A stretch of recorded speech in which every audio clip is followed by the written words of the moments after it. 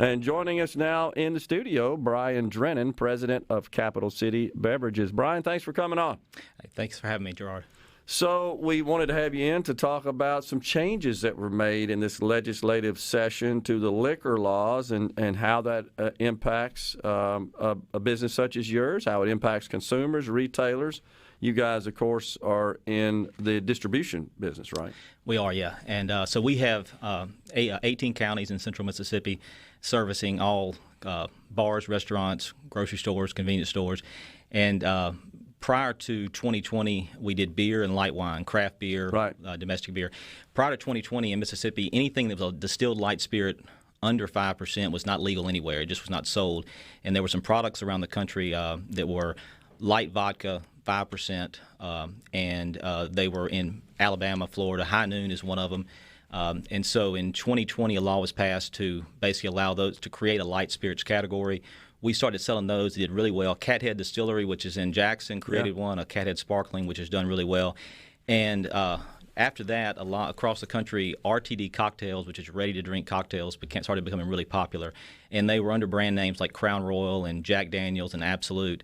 So during the 2021 session, the legislature passed a bill for the craft breweries to basically allow them to become retailers, selling on-premise retailers selling beer and light wine and light spirits. And in that, they increased the alcohol content for light spirits in Mississippi up to 7.5%. So in doing so, that allowed the state to bring in more like Crown Royal, Jack Daniels, and Absolute.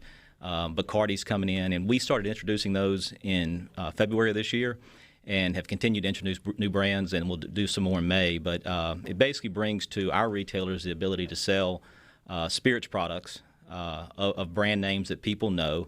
They're more occasion-based brands where somebody going out to the lake to fish or to cook out, they don't have to mix their Crown Royal, their Jack Daniels. It's pre-mixed. They're great products, and it's been good for our business. It's been good for the consumers and the retailers as well. So will the retailers, Brian, have to obtain a separate license to be able to sell these products retail?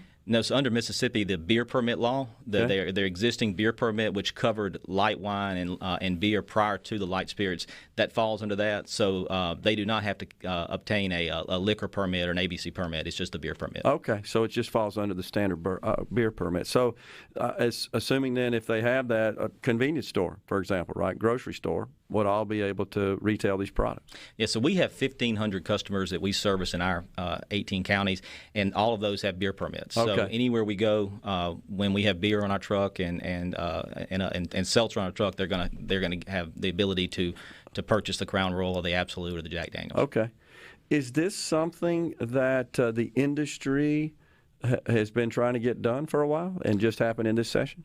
So the light spirit bill in 2020 was something that was unique to Mississippi, but there's been a push across the industry where you've seen this segment. It's a category of RTD cocktails that are spirits based starting to grow.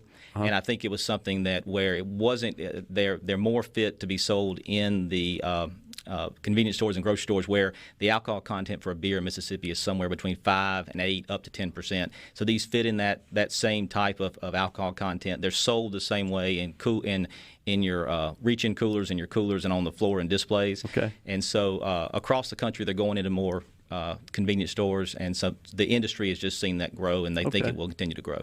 The alcoholic content, that is regulated at the state level, is it not? So, yeah. So in there are 50 states and 50 different alcohol laws. I figured, yeah. And so back in, I think, 2012, Mississippi raised their beer law to 10%. It was up to, at the time, I think it was about 6.5%. Right. Raised it to 10%. And again, this is something that's controlled by the state. Okay.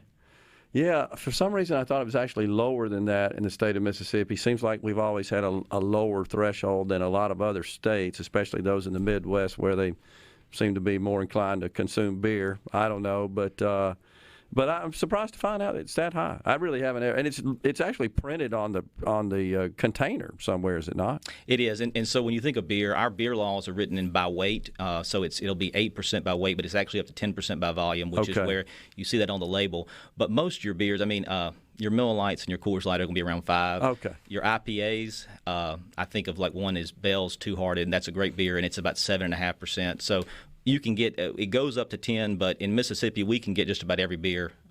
As far as alcohol content wise, most of those fall under that 10%. So does this then, Brian, just bring to you a whole new line of products that you're now able to sell and make available to the retailers? It did, and we actually had to extend our automation lines in our warehouse because it brought so many more SKUs on products on. Yep. And so stock keeping units. Yeah, that's exactly, go ahead. That's exactly right. And so, but because the industry, when you think about Crown Royal and Jack Daniel's, these large brands, they'll continue to add more brands, and they expect the category to really grow. So we look long term for the entire category to grow. I think one of the things for Mississippi was, and I've been in stores and listened to, and I've had somebody ask me, is that actually Jack Daniel's? Because they're expecting to be able to buy that in a certain store, 10 to 10, not on Sunday, and so they've asked, is that real Jack Daniel's? And we've just kind of had to, make sure we're educating that's what it is. But again, it's doing really well, and our problem now is just being able to get enough inventory in to keep the shelves full. Other states, have they passed similar laws allowing this level of distribution for your industry? So there's a lot of states that are in the process of doing that. Some states, if you think of Louisiana, for instance, they sell, if you go over, everybody's been to Louisiana and walked in and seen in a convenience store, you see bottles of Crown Royal or, on the shelf. So those places already had it. But there are a lot of states that are looking to change to allow whether it's through a beer distribution network or just do something like Mississippi's done, which has created a light spirits category. Mississippi was actually we were kind of at the front of doing this as far as being able to create that secondary category of light spirits. Were there some objections, concerns in the legislature when this legislation passed, or I didn't really check the vote on it? Our state association president really dealt with that. There wasn't a lot of objection. It wasn't in the state as far as when the initial category changed to light spirits with High Noon, so it was not being sold. And it really wasn't being sold. Most of these brands were not being sold in the state anyway. And again, it fits right in the same thing with what you're selling now. If you're selling a 7% beer, you're selling a 7% distilled spirit, and so there's not a whole lot of difference. Yes, it's not as if you're going and buying that which is distributed by ABC at a liquor store or into a restaurant where, it just depends on how they sort of make the drink, really. That's right. In terms of the alcoholic content, volume, so forth. So, it makes sense, but this, to me, seems like it would drive more traffic into the retail community. It does, and that's the thing that the retailers have been excited about because they're able to sell these brands they were not able to before, and it just increases it gives variety to the customer, which we always want to do, and just create more variety for them, and so the retailers have been very happy with it. You talked a minute ago, you mentioned that which you can get your hands on, so the supply chain situation is a problem for your industry as well? It has been a big problem. We get beer out of Mexico. We get beer from across the ocean, and so we've had a lot of beer locked on freighters that have been, not being able to get it in to be unloaded at ports. We've had glass issues, can issues. The biggest issue we face in our industry is trucking, and that is CDL drivers. Being able to get people on the road to deliver our products, we both from hiring for our organization, but also, everything we get is by truck. Sure. And so those drivers are extremely important to our industry, and there's a shortage, and there's a lot, and as you know, so that's been adding on to all the supply issues. It's actually just the transportation issues has been a big problem. It's a challenge for every industry, is it not? It is. First, should be grateful to those who drive these trucks and make this country work, because without them, we ain't got no country. We don't have an economy. And what's happened is the pandemic has kind of highlighted that. We shut everything down. We sent them home to a great extent. And we became kind of an online consumption nation.